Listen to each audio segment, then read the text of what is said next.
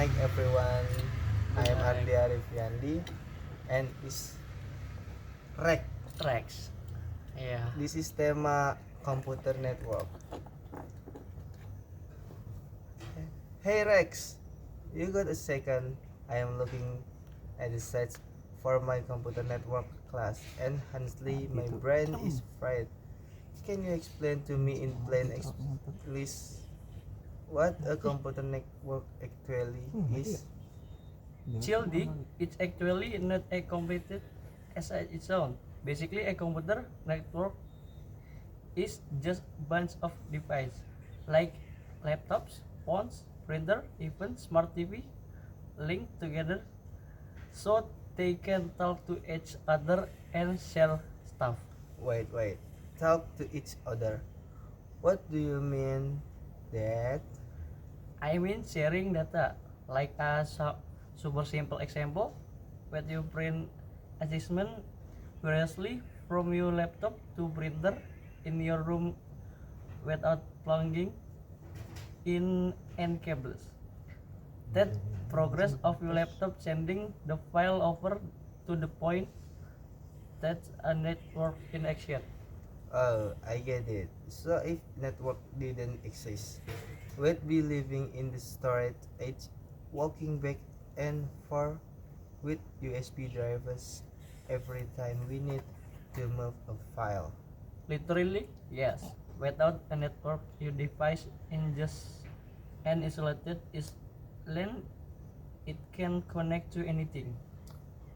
Okay, that makes sense. But checking this out, Rex, in our dorm, there are dozens of phones and laptop connected to be exact some Wi-Fi.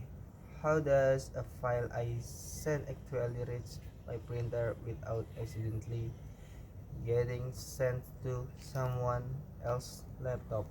Great question. So every device that connect to a network gets something called an IP address. Think of is it as a digital home address. It is host number spared by dudes like 192.168. Alright, the stuff you see in your wifi setting, yeah. Udah lu cepetan. Alright, the stuff you see in your Wi-Fi settings, yeah.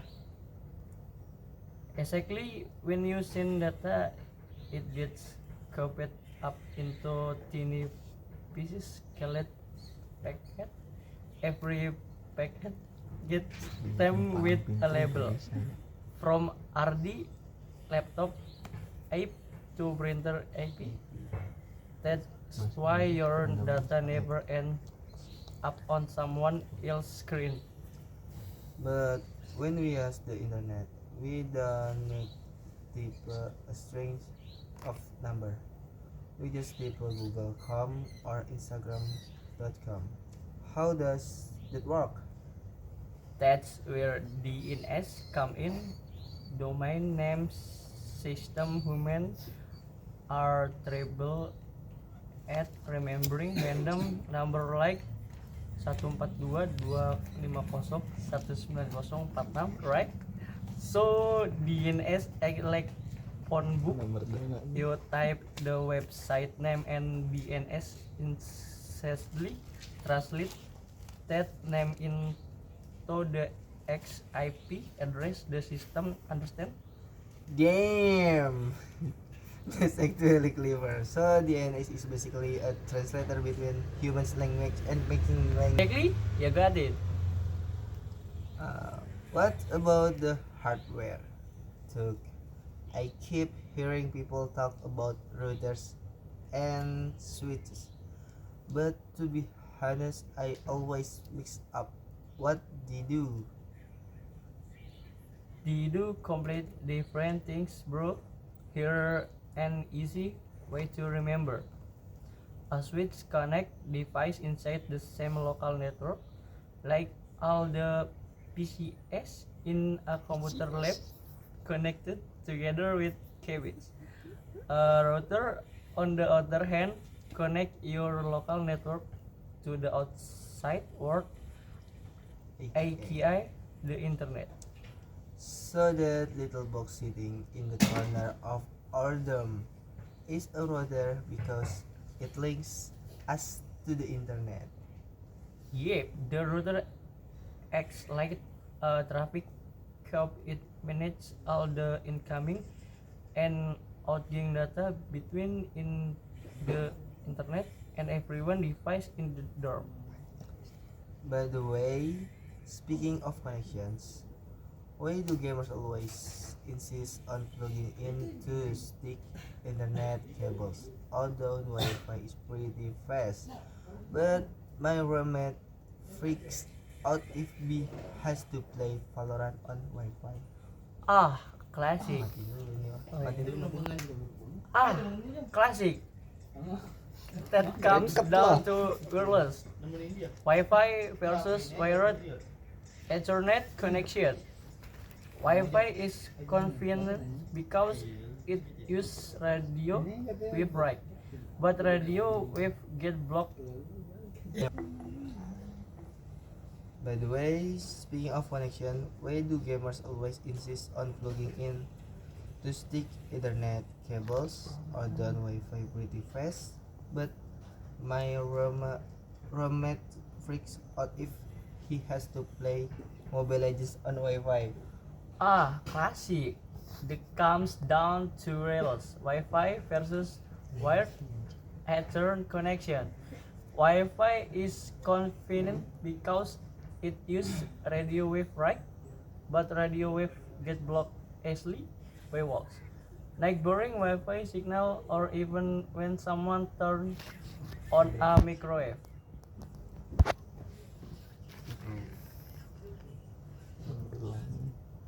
Oh, that's why you get sudden like speaks or ping jumps on Wi-Fi.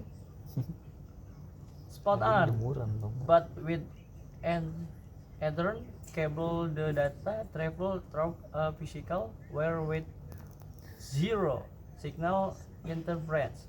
The speed is rock solid and your latency or ping stays super low.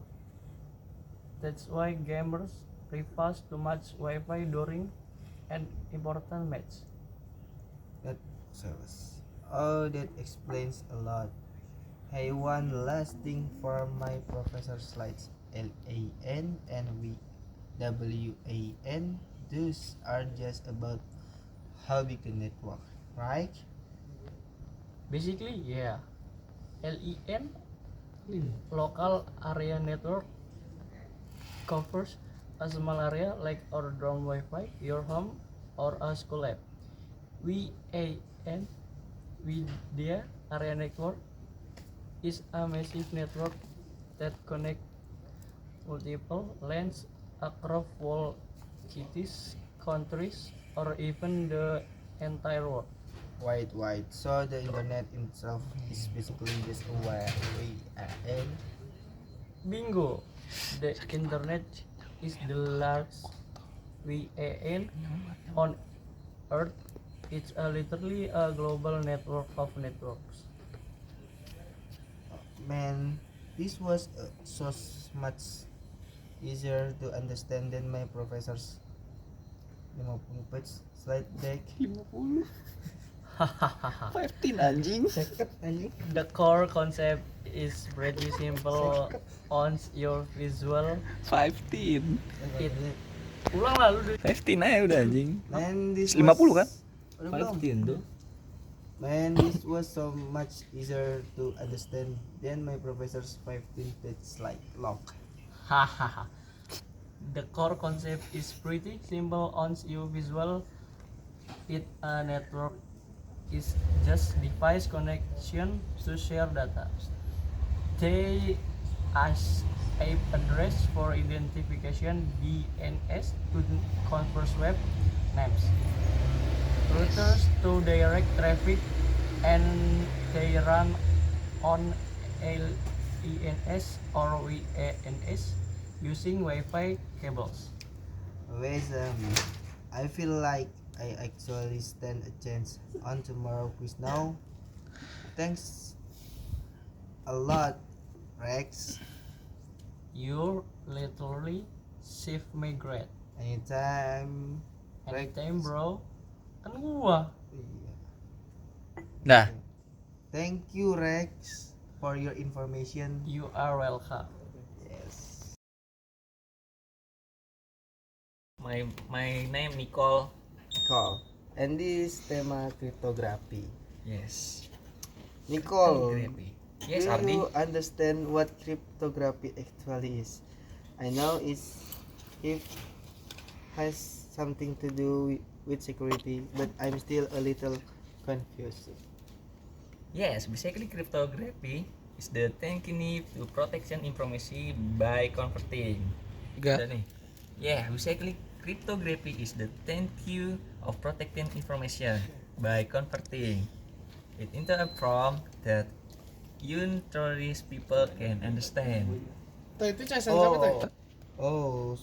like when we send a private message online, Exactly. For example, when you send sensitive information through the internet, cryptography can help me sure that other people can easily read it. I see.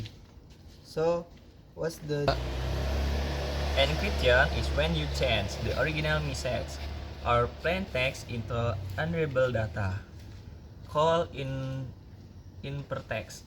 Decryption is the opposite process, where you turn the encryption back into the original message. that makes sense? What about cache? I have I keep hearing about encryption cache in the class. A key is basically a piece of information used by the encryption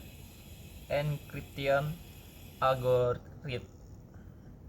There are two common types, symmetric and asymmetric encryption. What's symmetric encryption? Symmetric encryption use the same key for both encryption and decryption. The problem is that both sides need to securely share the key first. So, if I want to send you an encrypted message, you and I have to have the same secret key. So, if I want to send you an encrypt, huh? Exactly. You ask the key to encrypt the message, and I use the same key to decrypt it. But what if someone gets the key? That's the problem. If an attacker gets the secret key, they might be able to decrypt the information. So, how do people solve that problem? That's one reason. And metric cryptography is useful. And asymmetric encryption? It used to key a public key and a private key. The public key can be shared with everyone, while the private key must be kept secret. So, I can give everyone my public key, but I shouldn't give anyone my private key. Exactly, bro. Can you give me a simple example? Sir, imagine you have a mailbox. Tuh. Sir, imagine you have a mailbox and anyone can put a letter into your mailbox, but only you have the key or the key to open it. Oh, I get it. The mailbox is kind of like the public key, and the key to open is like the private key. Right. It's just an analogy, but it helps explain the basic concept. So, asymmetric encryption is more secure. So, asymmetric encryption is more secure than symmetric encryption. No necessarily. They have different purpose. Symmetric encryption is usually faster, while asymmetric encryption is useful for things like secure key exchange and digital signature. Wait, what's a digital signature? A digital signature is cryptography method used to verify the audition and integration of digital information.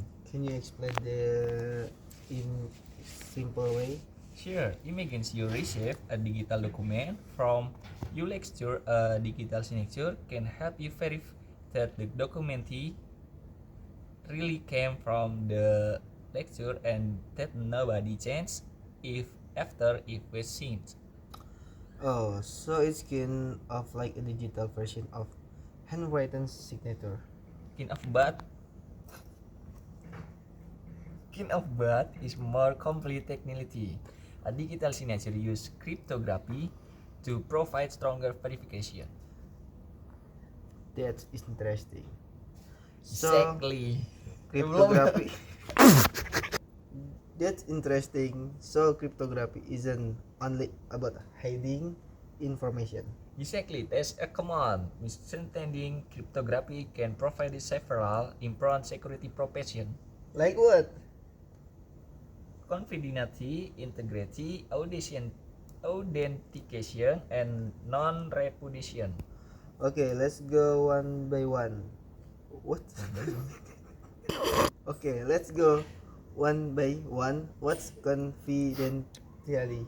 Confidentially means keeping information private so that only authorized people can access it.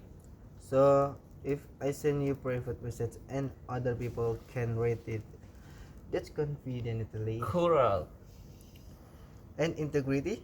Integrity means making sure the information has been changed or manipulated without authorization. Can you give me example? Sure, imagines or lectures send use an email saying the assignment deadline is Friday. Then someone changed the message so it says Monday. The information has been modified. So integrity helps us know whether the information has been changed. Exactly, bro. What about authentication? Authentication is about verifying someone's identity. For example, when you log into your university account, the system needs to verify that you're really you. And non-repudiation. It means providing uh, it means providing evidence that someone performed a certain action. Okay. Assinging a digital document so the key usually deny it later. Wow. It's a cryptography was just about making secret code. A lot of people think the first. Actually, now I'm starting to understand why it's important in cybersecurity. Exactly, bro. But I'm still curious. Where do we actually use cryptography in everyday life? We use it more often than you probably realize. Like what? Online banking, online shopping, message apps, email with website, cloud storage, digital payment, and even software updates. Oh really? Even when I just open a website? Yes, when you visit a website using HTTPS, cryptography protocol help protect the communication between your browser and the website. So that's why there's look icon next to the website address. Alright, the look generally indicates that your connection is using HTTPS. Does that mean the website is automatically safe? No, basically, that's a important point. HTTPS help protect the connection, but I don't go guarantee that the website itself is trustworthy. So if I visit a fake website that has HTTPS, it would still be dangerous. Exactly, the connection can be encrypted while the website itself is style malicious or designed to trick you. Okay, that's good to know. Another example is online banking. When you enter your name, password, or transaction information, Cryptography techniques help protect that information during communication. What about messaging apps? Do they ask cryptography too? Yes, many messaging applications use encryption to protect messages.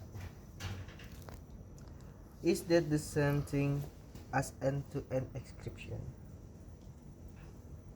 Not always. End-to-end encryption is a specific security design where the message is crypted, encrypted on the sender device and is intended to be decrypted only by the receiver device.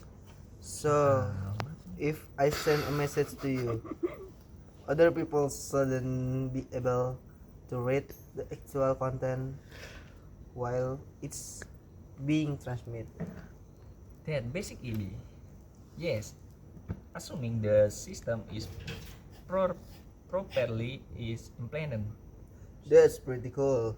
Yeah, without cryptography, communication online would be much more race. What about password? Are password also related to cryptography? Yes, especially hashing. Hashing is that the same as encryption? Not exactly. Encryption is designed to be reversible with the appropriate key. Hashing is generally designed as a one-way process. One way? Yes, you take some input, such as data or password, and yes, you take someone can yes, you take some input such as data or a password, and a hash function produces a fixed length output called a hash. Okay, thank you. Yes, Ardi. Thank Oh. Good night everyone. And I am Ardi Arifendi and my friend Ahmad Ramzi, and this tema AI, Artificial Intelligence, and start. Ramzi, do you understand what artificial intelligence actually is? I know we ask AI almost every day, but I'm still a little confused about how it really works. Yeah, basically, artificial intelligence or AI is a technology that allows computer or machine to perform tasks that normally require human intelligence. Okay, human intelligence, like thinking about and solving problems. Exactly. AI can be designed to recognize that pattern and understand language, analyze information, make prediction, and even generate content. Hmm, Tadi tadi. kita lihat Dah. Oh, so like when we ask ChatGPT to ask question, exactly. ChatGPT is one example of an AI system that can understand and generate human-like text. Let's go. I see. So it's basically a computer that can think like a human. Not exactly. That's common misunderstanding. AI can perform certain tasks and seem intelligent, but that doesn't necessarily mean it takes of understand. The world is in exactly the same way humans do. So AI doesn't actually have a human brain. Of course not. It uses algorithm, data, and computing system to perform specific tasks. It makes sense. But how does AI learn? That's where machine learning come in. Machine, machine learning, is that part of AI? Yes, machine learning is one important area of AI. Instead of programming a computer with every single rule, we can give it data and allow it to learn pattern from that data. Can you give me an example? Sure. Imagine when we want to create a system that can recognize cats in picture. Okay. We would give the system thousands of picture labeled as a cat or not cat. A machine learning algorithm can analyze those examples and learn patterns that help it distinguish cats from other objects. So we don't have to manually tell the computer every detail about a cat. Exactly. We don't have to write a rule for every possible cat. The model learn pattern from the examples. That's actually pretty interesting. Yeah. And the more appropriate and high quality data we provide, the better the system may become. Although more doesn't automatically generate the better model. So data is really important for AI. Very important. What happens if the data is bad?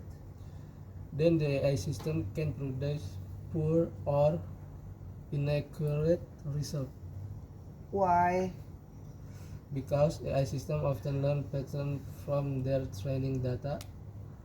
If the data contain error, missing information, or bias, the model will learn those problems too. So AI can be biased. Yes, that's actually one of the major issues in AI. Can you explain that in a simple way? Sure. Imagine we train an AI system using the test that doesn't represent different group of people fairly. The system may perform better for some groups and worse of others. So the problem isn't necessarily that the is intentionally unfair. Right, AI doesn't have intonation like a human. The problem can come from the data, the design of the system, or the way the AI is used. I see. So developers need to think careful about the data they ask. Exactly. What are some other examples of AI that we ask every day? There are actually a lot. Recommended system on YouTube, Netflix, and online shopping platform can use AI or machine learning. So when YouTube recommend videos to me, that's AI. It can involve machine learning system that analyze pattern in use, behavior, and content. And what about Google Maps? AI and machine learning can be used in navigation system to analyze traffic pattern, estimate travel times, and improve route recommendation. What about voice assistants? They also use AI technologies. Speech recognition allows the system to convert spoken language into text or command, while natural language processing helps the system interpret what you're saying. So when I say set an alarm for 7 a.m., the system understands my voice because of AI. Yes. Although multiple technologies work together to make that possible. That's cool. What about facial recognition? That's another segment. AI can be used to analyze images and identify pattern related to face. Is facial recognition always accurate? No, technology is perfect. Accuracy can depend on the quality of the data, the algorithm, lighting condition, image quality, and many other factors.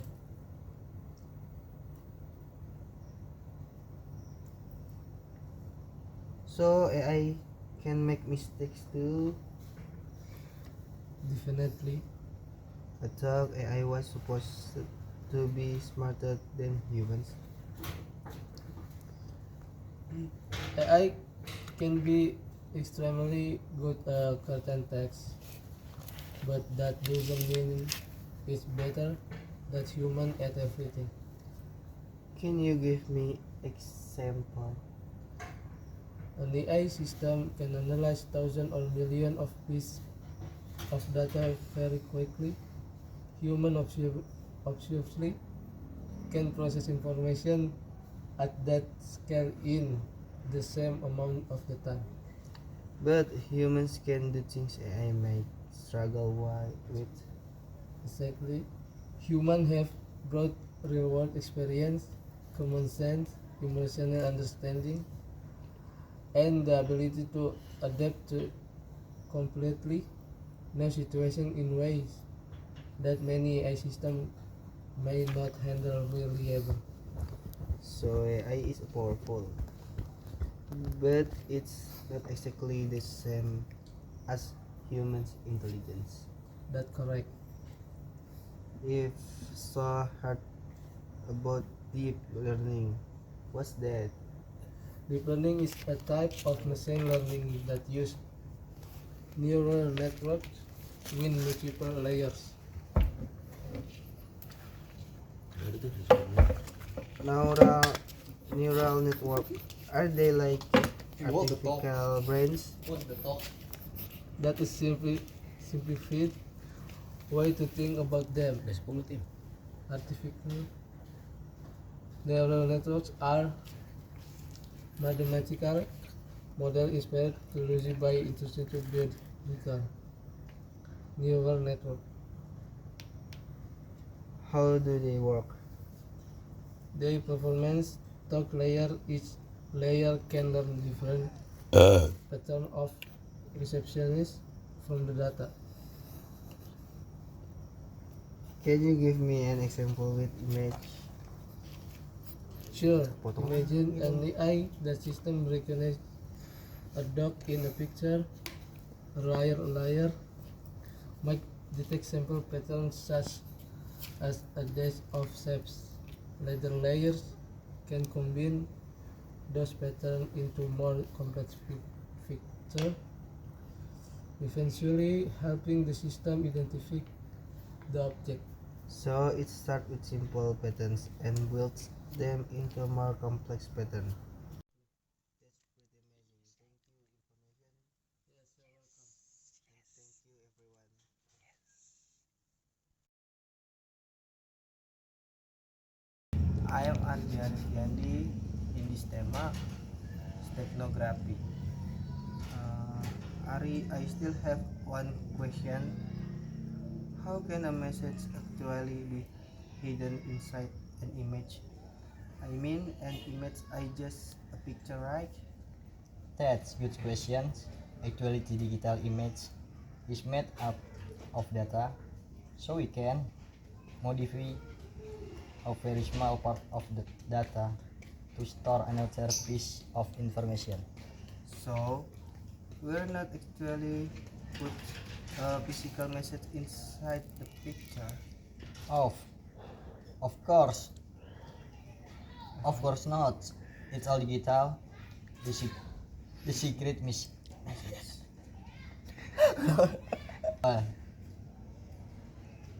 Of course not. Oh, shit. Not it's a digital.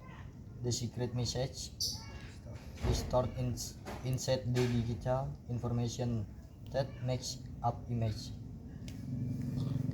Oh, I see.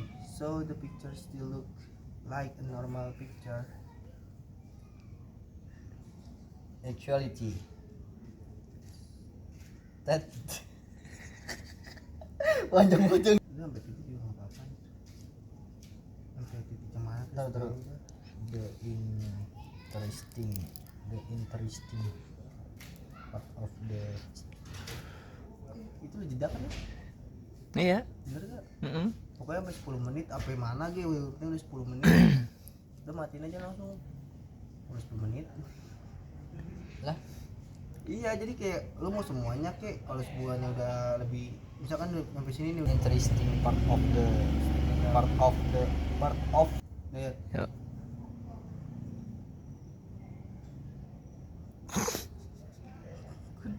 apa? Exactly. That's the interesting part of steganography. If done property, the change can be so small the people looking at the image won't notice anything of difference. That's actually pretty amazing. So let's say I have a picture of my cat. I could theoretically hide a short message inside the picture. Yes, that's possible. And when I open the picture normally, I will just see my cat. Correct. You will see. Correct. You will see the same picture. The hidden information is normally visible when you simply open the image. Then, how does the person receiving the image know that there is a secret message inside it? The sender and receiver need to know how the message was hidden and how to. That the sender and receiver need to know how the message was hidden and how to extract usually special software or a specific techniques.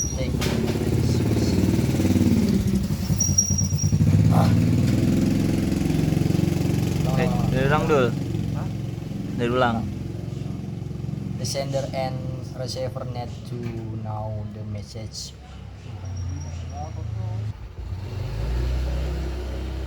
Kalau nggak sampai yang extra kita ini nggak apa-apa cok. Lihat. Dah.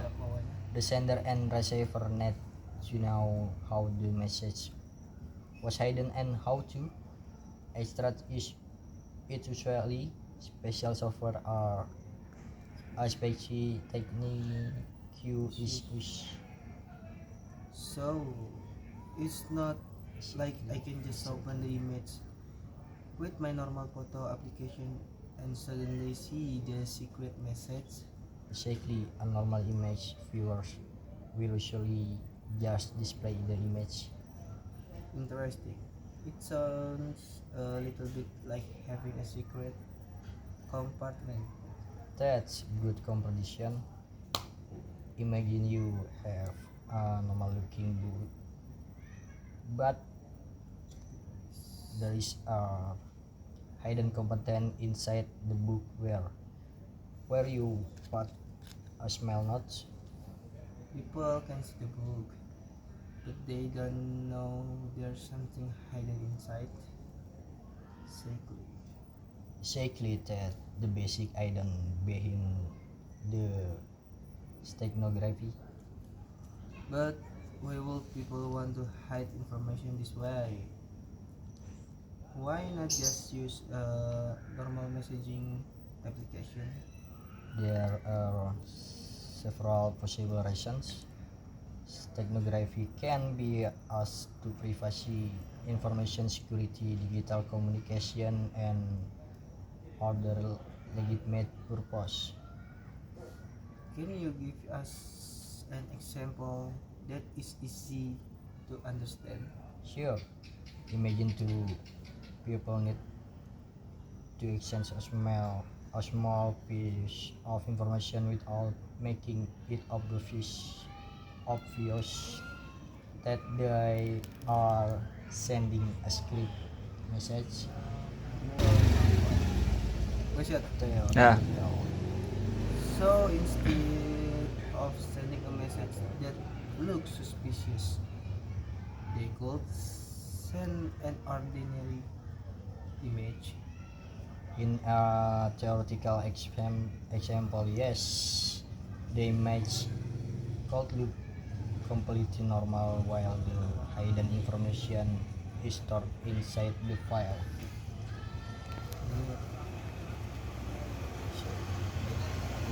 Ya. That explains why it's called technography. The main idea is not just protecting the message, but hiding the fact that a message exists. Mari dulu ya, tadi gue ketawa ya. Teh. Lanjut. Dikit lagi nih. Lebihin dari 10 menit berarti kan tadi ada satu scene yang itu. Berarti yang basically that's kayak Ini buah. Iya, basic. Lihat, Nah. exactly that's the key difference. But I guess technography isn't perfect either. Udah. Nah. Tadi gue yang perfect either ya. Lu jangan ke atasan banget pengen. You're right. Gue nih, Ya yang you're right. lihat. Yuk. You're right. No security technique is perfect. There are methods of it.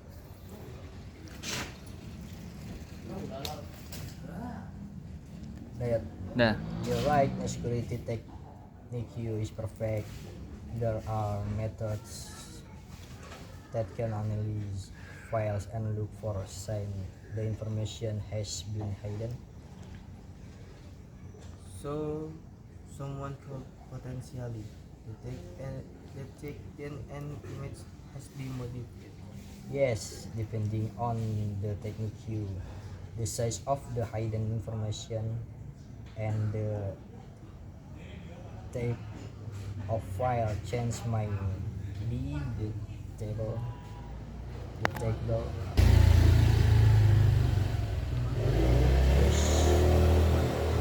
Dayat, does the size of the hidden message matter? Yes, generally you can hide an unlimited amount of information inside a normal file without affecting it. The more information you try to hide, the greater the chance that the chance become noticeable.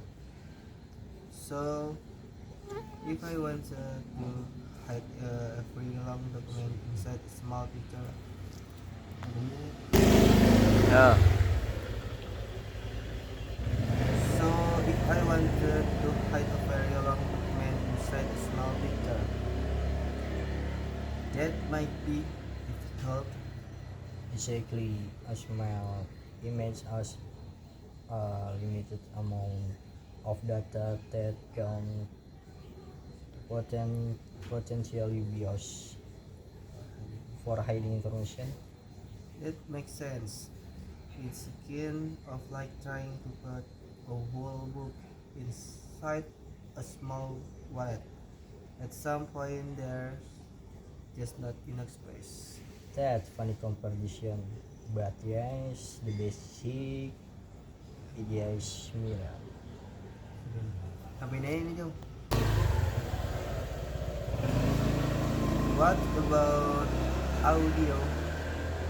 Can technography use with music files?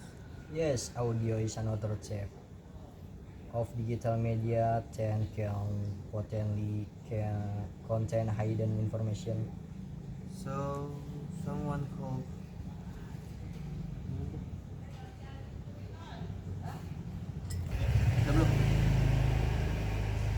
So someone could listen to song normally without realizing that there is additional information hidden inside the audio.